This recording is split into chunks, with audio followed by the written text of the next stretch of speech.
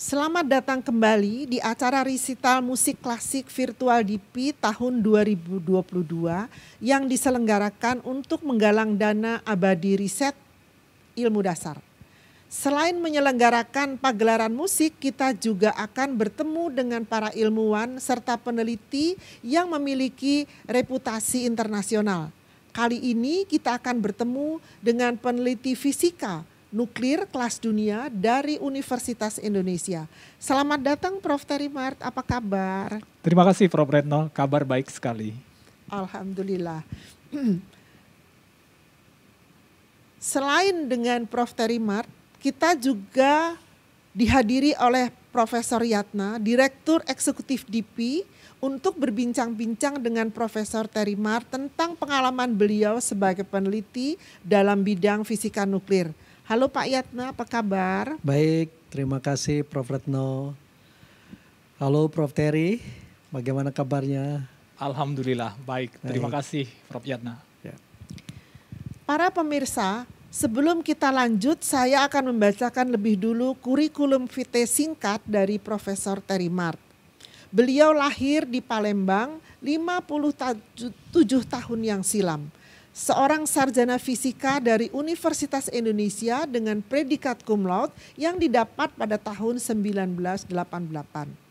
Beliau juga merupakan doktor rerum naturalium, doktor dalam bidang ilmu pengetahuan dari Universitas Mainz di Jerman pada tahun 1986 dengan predikat cum laude. Sejak tahun 97 sampai 2000, beliau melakukan penelitian postdoc di Department of Physics, the George Washington University, Washington DC, Amerika Serikat, Department of Physics and Science Simulation Center, Okayama University of Sciences di Jepang, dan The Institute for Kernphysik di University of Mainz, Jerman. Beliau adalah penemu partikel subatom D13 yang memperkaya khasanah ilmu pengetahuan partikel di dunia. Beliau mempunyai banyak penghargaan, antara lain adalah Habibie Award pada tahun 2001, kemudian Outstanding Intellectual Property Award dari Kemdikbud pada tahun 2009, Leading Scientist in OIC countries dari Commission of Technology of the Organization of Islamic Conference, dan Outstanding Southeast Asian Scientist dari CUNET. Selanjutnya kita akan mulai dengan pertanyaan yang pertama. Prof. Terry, bisakah saya bertanya apa yang menginspirasi Anda untuk menjadi peneliti di bidang fisika nuklir? Apakah profesi sebagai peneliti ini sudah ada sejak Prof. Terry masih kecil? Silahkan Prof. Terima kasih Prof. Retno. Saya kira kalau secara resminya apakah saya sudah mencita-citakan sebagai peneliti sejak kecil, tentu saja tidak. Tapi sejak kecil itu saya senang sekali mengutak-atik benda-benda elektronik, barang-barang elektronik, misalnya radio bekas dan lain-lain. Kalau ada tetangga yang punya radio rusak, itu saya minta, kalaupun harus dibeli, saya beli. Dan saya perbaiki dikit-dikit, dan akhirnya saya senang sekali dengan utak-atik elektronik atau membuat, kemudian dilanjutkan dengan membuat amplifier dan lain-lain. Tapi saya tidak tahu itu peneliti atau bukan. Mungkin waktu itu malah cita-cita saya cuma sebagai montir elektronik gitu mungkin. Jadi nuklir itu waktu saya kecil jauh sekali dari cita-cita saya. Saya hanya bercita-cita waktu itu ingin membuat barang elektronik yang berguna. Seperti itu saja mungkin Prof. Retno.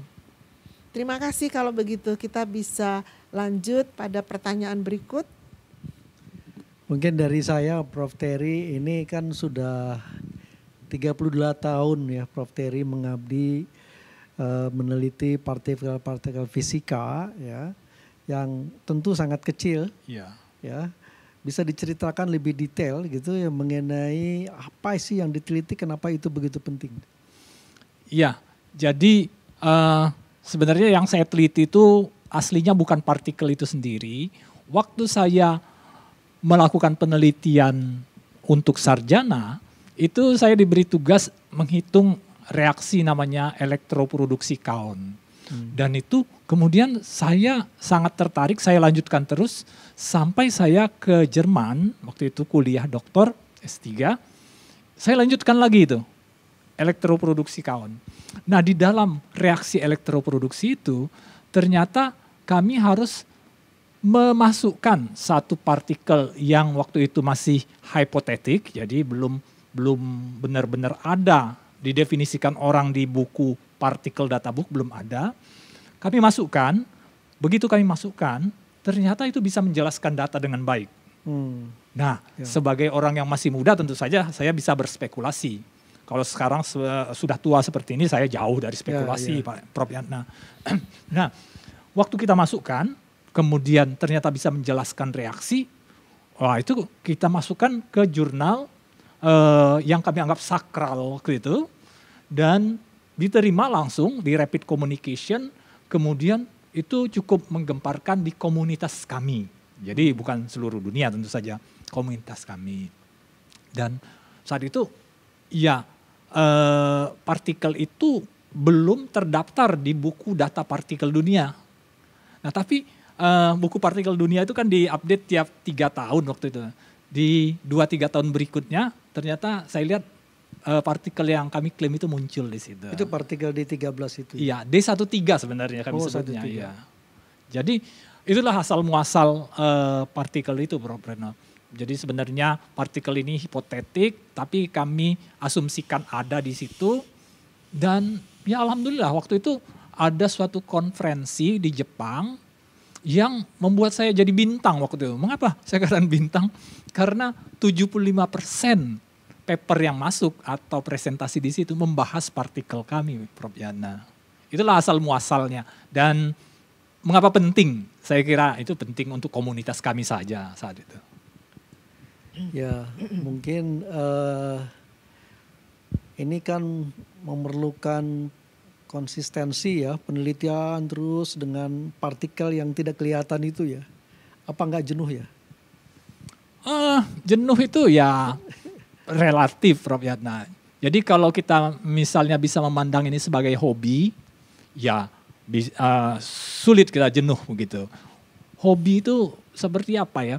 Kalau misalnya kita capek kerja, kita balik ke hobi, itu jadi nggak capek. Nah itu. Ya. Tapi ini kan yang saya katakan ini relatif juga ya. Karena apa? Kadang-kadang saya benar-benar jenuh luar biasa waktu mengerjakan program doktor di Mainz. Itu saya sering, kalau jenuh itu saya sering pergi ke pinggir sungai Rhine. Nah, itu ya. Di sungai Rhine itu saya jalan ke sana, ke sini begitu ya. Dan itu sangat seperti refreshing. Ya mohon maaf aja waktu itu kan saya masih bujangan sendirian. Kalau saya berkeluarga tentu saya bisa menghilangkan kejenuhan itu dengan keluarga. Jadi saya seperti orang bolak-balik itu. Kalau sudah fresh lagi saya balik ke institut. Nah sekarang kan Prof. Terry itu risetnya mengenai nuklir ya. Ya. Itu memerlukan pendanaan dan peralatan yang super canggih, apakah di Indonesia ada atau bagaimana? Ya, ini memang pertanyaan yang penting ini. Mengapa? Saya ini bergerak di teori. Tapi teori ini tidak berguna kalau tidak ada eksperimennya. Nah, untuk eksperimen kita perlu akselerator besar. Dan tentu saja untuk Indonesia mungkin 10 tahun, 20 tahun ke depan itu kita belum bisa memastikan ada itu. Jadi kami berkolaborasi ya. Kami di fisika UI, Departemen Fisika UI itu bergerak di teori. Jadi peralatan yang sangat kami butuhkan adalah suatu komputer yang sangat cepat lah, mapan lah, komputer yang ya canggih dalam tanda kutip lah, tidak perlu mahal-mahal. Kita kan sekarang bisa bikin klaster komputer dari puluhan PC dan itu sangat membantu penelitian komputasi. Selain itu ya penelitian teori itu kan membutuhkan kertas dan pensil sama inilah otak. Jadi saya kira kebutuhan kita akan peralatan untuk teori itu minimal. Ya kami dapat 1 riset grant per tahun dari UI saja sudah sangat senang. Tapi kalau untuk eksperimen kita harus kerjasama. Tapi kerjasama itu Prof. Reno ternyata bukan suatu hal yang mustahil. Karena apa? Orang-orang eksperimen mereka juga berputar-putar mencari orang teori. Kami mau melakukan eksperimen apa lagi? Ya. Jadi kami tanyakan ke para theoretician ini. Jadi sangat menguntungkannya itu kalau kita sudah masuk ke komunitas penelitian itu. Ya. Begitu, Prof. Yana. Oke. Tapi anggarannya itu bagaimana? Jadi selama ini tadi kan memang mungkin Prof. Terry anggarannya kecil, tapi begitu di eksperimental kan harus ada anggaran yang lebih besar lagi. Dari Benar. mana didapatnya anggaran itu? Benar, benar. Jadi misalnya sekarang ini bukan saja saya yang bergerak di sini, misalnya mantan mahasiswa saya yang sekarang di BRIN, yang bekerja di dulu LIPI, itu buat kerjasama dengan CERN. CERN itu di Jenewa, Swiss. Dan tentu saja di sana risetnya riset eksperimental. Dan kita kalau bergabung dengan kolaborasi riset eksperimental di sana, tentu saja kita harus menyumbang.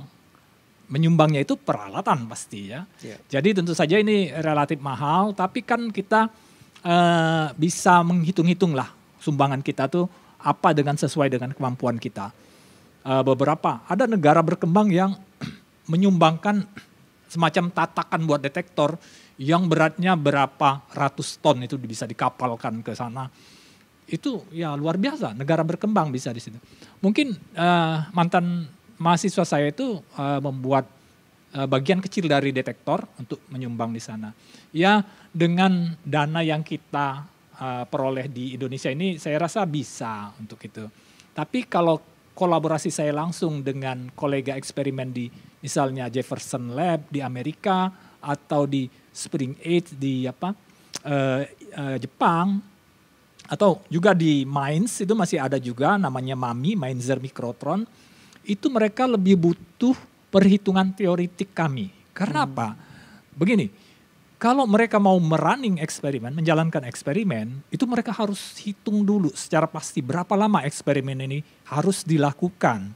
Kadang-kadang eksperimen itu harus berminggu-minggu atau kadang-kadang berbulan-bulan non-stop. Dan itu mahal sekali, Prof. Yana. Kita harus menjamin listrik berapa megawatt itu menyala terus 24 jam. Megawatt, karena itu magnet-magnetnya itu harus dijaga terus supaya stabil.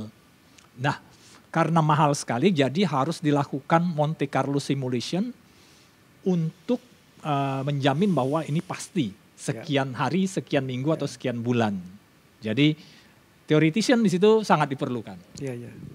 Tapi sebagai teoretician apakah ada kebebasan untuk memilih topik atau dan sebagainya? Nah, tentu saja sangat bebas, Prof. Yana. Karena kan banyak di beberapa institusi itu diharuskan untuk memilih ini gitu. Benar, itu sangat banyak. Tapi kan kita harus juga istilahnya inline dengan orang-orang dunia ini. Karena apa? Kalau kita jadi outlier, kita meneliti sesuai keinginan kita, itu bisa jadi kita menemukan sesuatu yang bagus. Tapi kan kita sulit bekerja sama namanya. Jadi misalnya mayoritas ilmuwan itu sekarang meneliti ini, mereka perlu ini, mereka perlu ini. Alangkah baiknya kalau kita dengan keahlian kita itu inline begitu. Jadi kita menyumbangkan sesuatu dengan keahlian kita yang inline dengan riset dunia itu, sehingga kita bisa bekerja sama. Dan ini bukan cuma bekerja sama saja, itu juga bisa masalah publikasi kita lebih lancar lah ya, karena kan reviewer di sana kan bilang oh ini penting sekarang. Kemudian juga mungkin yang diributkan orang-orang sekarang ini kan sitasi, Prof. Yana. Meskipun saya sendiri nggak care itu sebenarnya sitasi, karena kan kita tahu apa yang mana penting atau tidak. Tapi sitasi itu tentu saja kalau semua orang merasa perlu saat ini ya meningkat itu, Prof. Yana. Jadi inline lah menurut saya. Iya. Terima kasih Prof. Terry. Saya ingin melanjutkan ke pertanyaan keempat, yaitu kira-kira apa ya hasil implikasi riset-riset Prof. Terry untuk kemanusiaan dan industri begitu ya, khususnya nih zaman ekonomi digital seperti sekarang ini. Iya, terima kasih Prof. Retno. Ini pertanyaan penting dan saya kira kita harus membatasi atau membagi menjadi dua. Apakah untuk di Indonesia atau di dunia begitu. Nah, saya jawab dulu misalnya untuk dunia. Jadi yang pertama memang kita memajukan ilmu pengetahuan. Ini kan ilmu pengetahuan itu bagian dari peradaban. Kita memajukan peradaban. Saya kira itu untuk penting untuk peradaban kita, kemanusiaan kita, masa depan kita. Yang kedua, penelitian seperti partikel ini sebenarnya frontier sekali, Prof. Retno. Frontier itu maksudnya apa? Di situ eksperimennya dibutuhkan misalnya suhu serendah mungkin. Kadang-kadang orang menurunkan temperatur itu sampai 10 pangkat minus sekian Kelvin itu maksimal, tapi yang dibutuhkan eksperimen sekarang tuh di bawah itu. Jauh lebih rendah. Sehingga teknologi difus. Medan magnet. Nah, medan magnet itu kan sekarang sudah berapa, saya nggak tahu ya berapa Tesla itu, tapi kita kadang-kadang butuh lebih tinggi lagi dari situ. Jadi teknologi dipus. Jadi sains ini sebenarnya mempush teknologi supaya maju terus. Iya. Kalau tidak, ya orang kan akan hanya istilahnya tuh profit oriented saja. Kami akan produksi apa yang menguntungkan saja. Iya. Tapi ini kita dorong terus. Jadi untuk ilmu pengetahuan, teknologi dan kemanusiaan seperti itu dunia. Kalau untuk Indonesia begini, saya katakan kadang-kadang saya agak khawatir misalnya kalau saya punya mahasiswa teori nanti bekerja bekerja di mana setelah tamat lulus, begitu ya, setelah lulus. Tapi ternyata tidak parah seperti itu. Karena apa? Saya punya mantan mahasiswa saya yang pernah menjadi presiden direktur IBM Indonesia. Oh iya. Mengapa bisa begitu? Karena selama penelitian kan kita butuh komputasi. Kita butuh mengakali komputer yang sanggup kita beli. Ya. Tentu saja kita tidak punya superkomputer yang canggih-canggih itu. Iya. Kita biasanya beli PC begitu ya, PC biasa. Tapi bagaimana mengakali PC tersebut supaya bisa bekerja semaksimal mungkin. Kadang-kadang PC-PC itu di istilahnya di paralel gitu, di paralel supaya bisa mengerjakan satu tugas atau task itu bersama-sama sehingga lebih cepat selesainya. Iya. Itu yang pertama. Jadi untuk digital kita mendidik orang dalam hal komputasi di sini. Dan tentu saja tidak harus setelah itu bekerja menjadi peneliti fisika atau orang-orang yang bekerja di komputer. Bekerja di pendidikan juga bisa, itu saja ya. Yeah. Ya pendidikan itu saya katakan sangat luas. Misalnya dari apa? Dari perguruan tinggi, researcher di perguruan tinggi, sampai tentu saja bimbingan belajar. Itu jangan diabaikan, itu bimbel-bimbel itu saya sangat hargai. Itu. Kemudian juga beberapa peneliti kami juga ada yang masuk ke sosial misalnya ya. Dan juga bahkan ada yang menjadi ustadz. Nggak masalah, karena apa? Karena fisika teori itu bercerita tentang kadang-kadang meneliti tentang bagaimana asal muasal alam semesta ini menurut sains, menurut ilmu pengetahuan. Dan itu tentu saja menyentuh batas-batas teologi, batas-batas sosial ya. Jadi tentu saja itu bisa ke sana. Tentu saja saya kira banyak selain yang bisa saya ceritakan itu Prof. Reno. Tapi pada prinsipnya Prof. Terry ingin mengatakan bahwa basic research itu sangat penting karena merupakan dasar dari riset aplikasi, dari kehidupan seperti misalnya jadi ustadz dengan pengetahuan yang sangat mumpuni dalam matematika bisa menjelaskan dengan lebih baik fenomena-fenomena alam yang dihubungkan dengan kitab suci misalnya. Ya, saya kira tepat sekali Prof. Retno. Jadi basic science itu sangat perlu ya. Saya sangat menghimbau terutama pemerintah kita dan juga para istilahnya ya para pemuka masyarakat, pemuka agama atau pemuka finansial saya katakan ini agar berkontribusi di sini karena apa? Ini sangat mulia tugas para peneliti ilmu dasar. Mereka ini hasil penelitian mereka ini nggak bisa dijual di industri sebenarnya. Tidak bisa langsung. Kalau saya menemukan rumus-rumus baru tentang pengembangan alam semesta, tidak ada industri yang tertarik untuk membelinya. Tapi jangan lupa, kadang-kadang kita punya spin-off. Spin-off misalnya apa?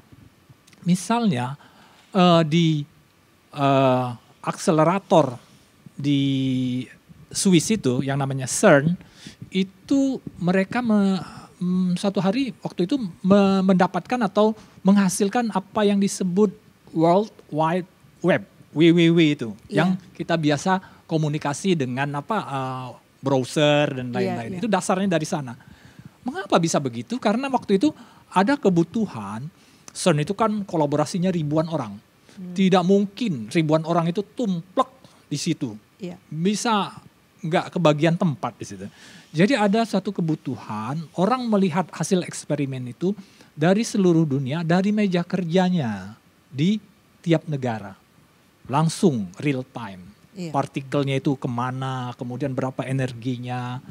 Nah, saya kira dari situlah yang menginspirasi akhirnya orang menghasilkan www, kemudian ini turut mendorong internet sehingga kita bisa menikmati katakanlah browser di HP. Ya, kita harus berterima kasih ke sana sebab kalau penemuan CERN itu mereka waktu itu patenkan, satu klik kita bayar 1 sen, kaya raya di sana. Karena berapa juta klik per detik di dunia ini. Iya. Tapi mereka katakan ini tidak perlu dipatenkan, ini dirilis saja ke seluruh dunia. Karena apa? Karena kami dibiayai juga oleh masyarakat dunia, karena CERN itu internasional. Jadi hasilnya kita kembalikan ke seluruh masyarakat dunia. Tapi itu spin off maksud saya. Bagian kecil saja. Nah, bagian besarnya itu adalah ilmu pengetahuan yang memajukan pemikiran umat manusia. Ya, Prof. Terry, itu kan cerita itu sangat menarik ya buat teman-teman, ya baik kalangan ilmiah maupun kalangan umum gitu ya, bahwa ilmu dasar itu begitu penting.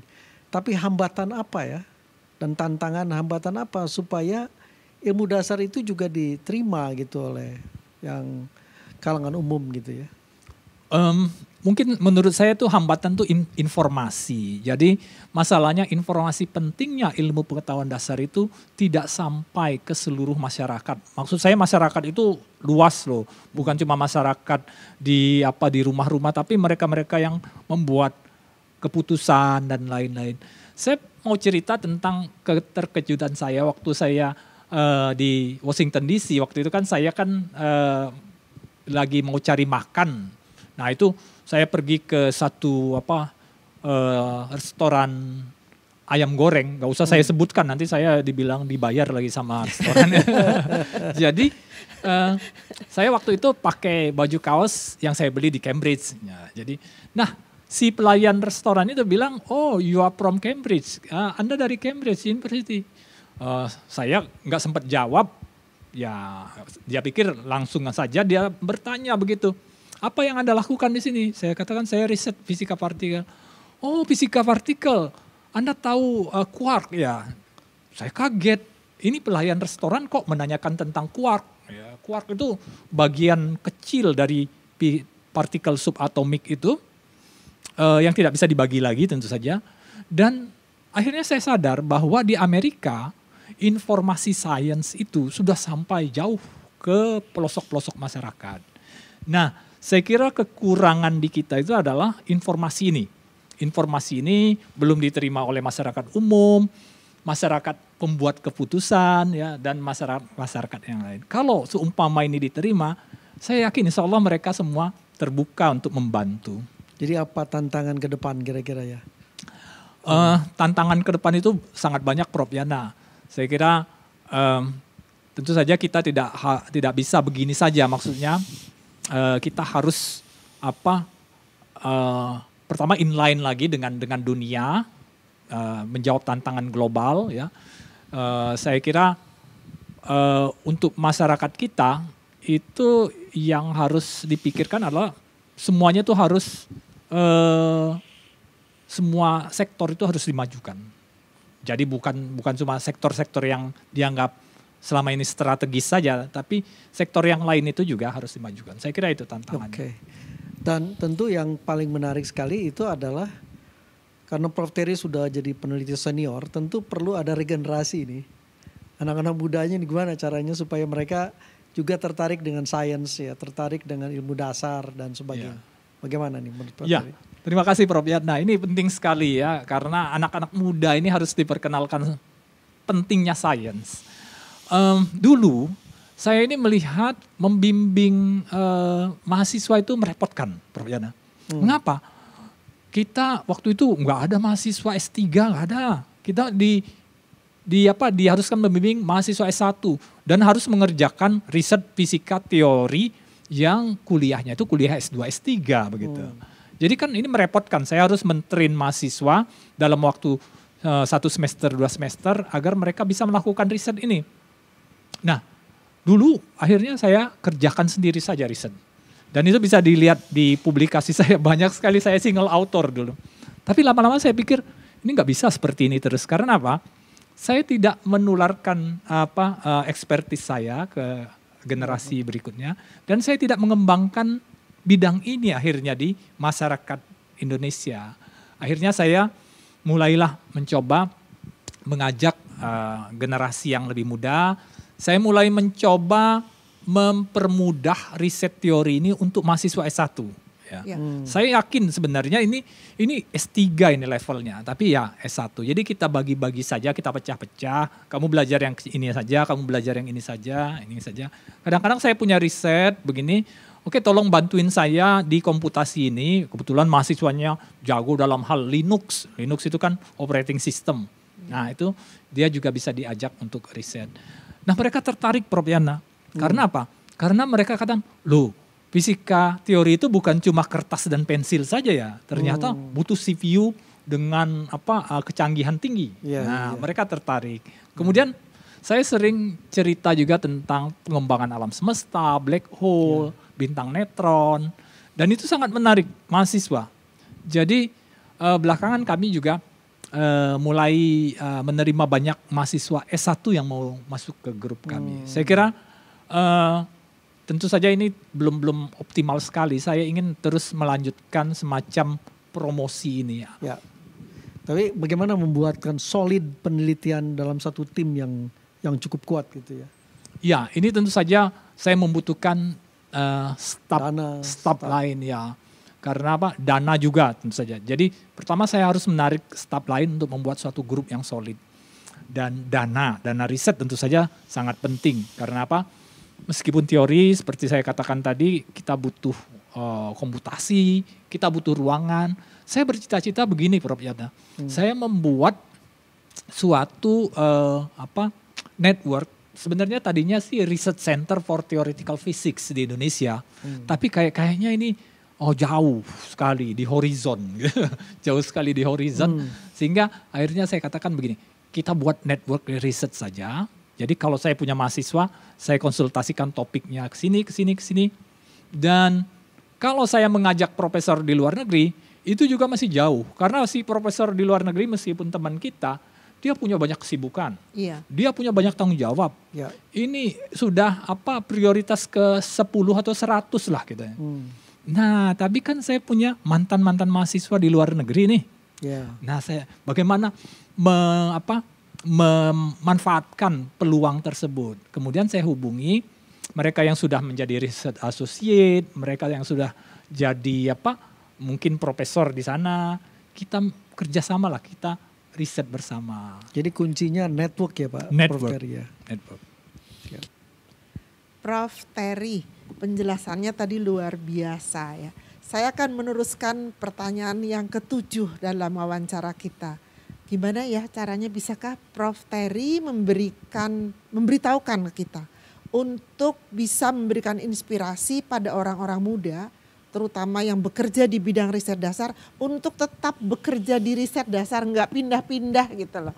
Jadi bagaimana itu menurut Prof. Terry? Ya, terima kasih Prof. Retno. Ini pertanyaan penting sekali ya. Mengapa banyak peneliti-peneliti itu yang mungkin putus asa karena Karena melihat hasil kok nggak maju-maju kayaknya ya, dan ya bukan cuma hasil di riset juga, hasil di dapur juga nggak maju-maju juga. Bagaimana? Memang agak sulit, tapi saya kan punya pengalaman, saya sudah mengalami itu. Saya bahkan pernah bercerita waktu itu di depan Menristek, waktu itu Kusmayanto Kadiman ya. Iya. Saya sangat menghargai beliau.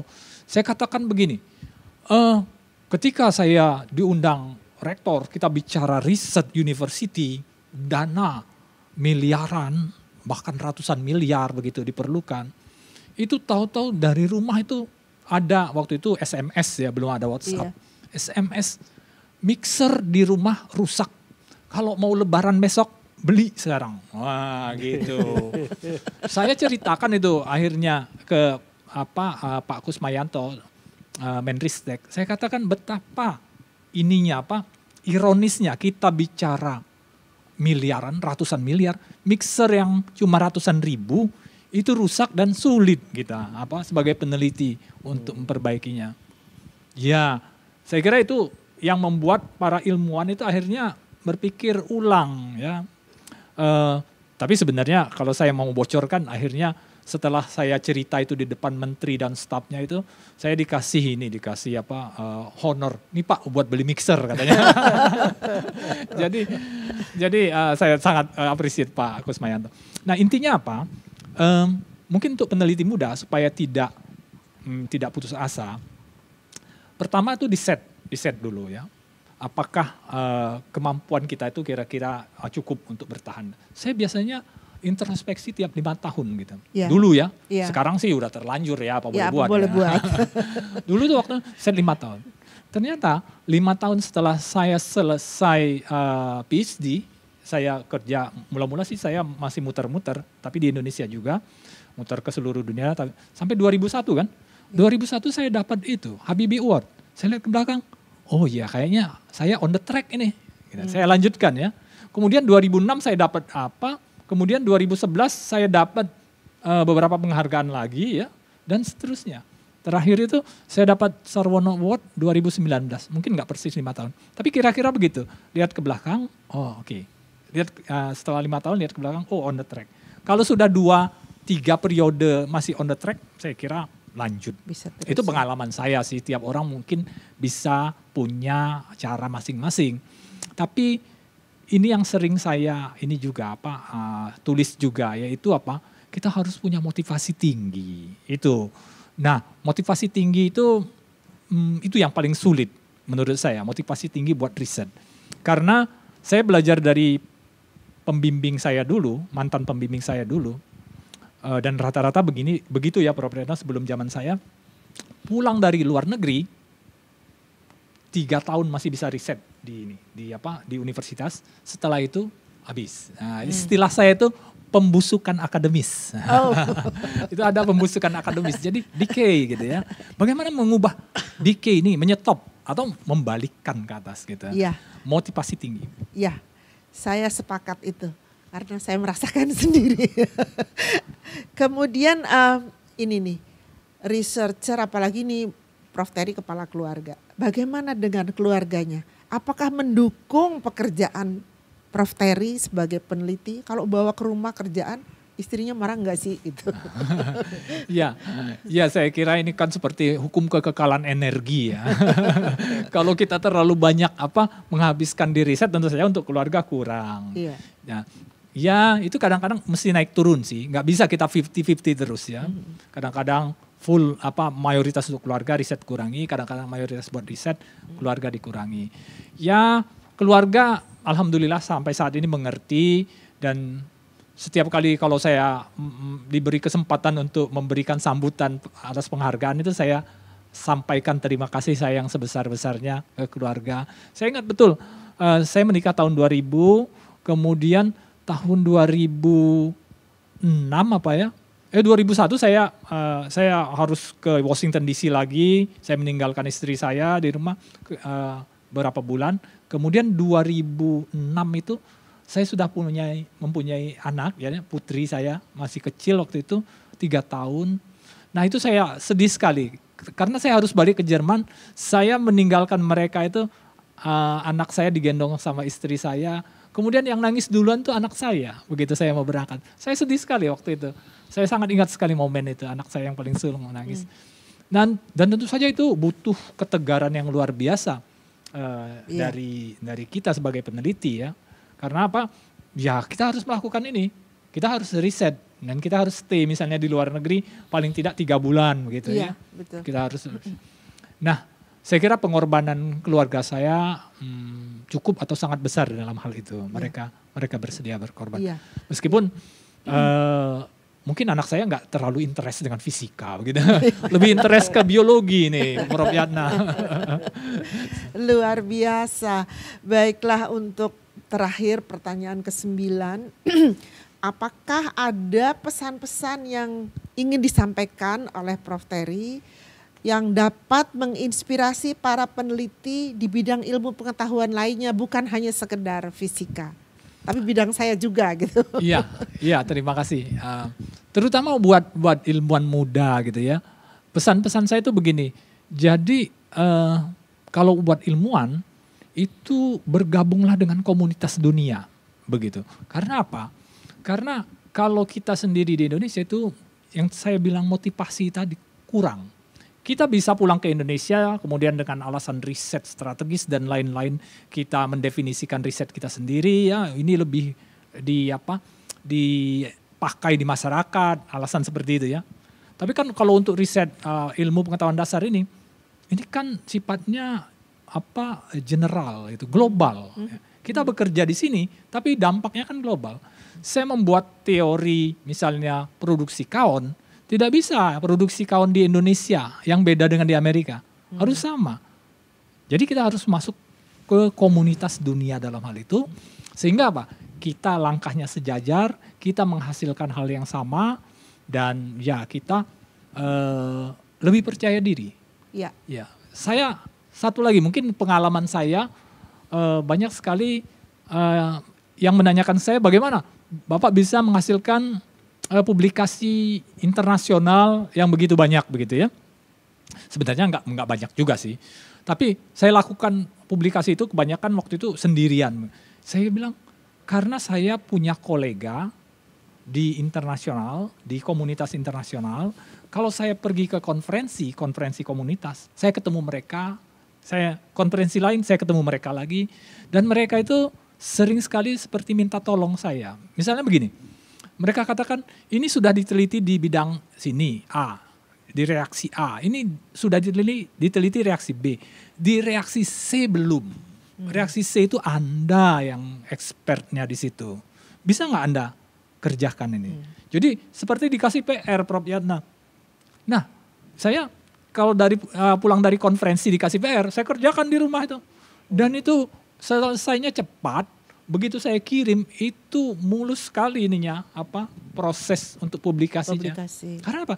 Karena itu memang pertanyaan-pertanyaan di komunitas yang diperlukan komunitas ya untuk penelitian frontier saat itu. Jadi saya kira kuncinya adalah mari bergabung dengan komunitas internasional ya. Mari kita kembangkan ini bersama-sama ya.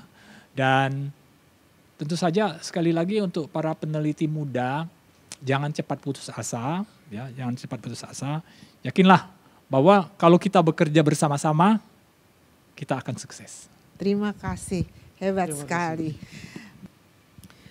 Terima kasih Prof. Terry untuk pencerahan yang luar biasa. Mudah-mudahan para ilmuwan muda kita akan bisa mengikuti jejak Prof. Terry, juga mengikuti jejak Prof. Yatna dalam bidang lingkungan. Mudah-mudahan jadi lingkungan kita juga terjaga. Jadi para pemirsa yang terhormat, terima kasih partisipasi Anda dalam wawancara acara resital musik klasik virtual DIPI 2022. Kami yakin inspirasi yang disampaikan oleh kedua peneliti ini akan banyak membantu para peneliti riset dasar khususnya dan penelitian nasional umumnya. Kami doakan semoga senantiasa sukses terus di masa yang akan datang. Terima kasih. Terima kasih. Terima kasih. Terima kasih.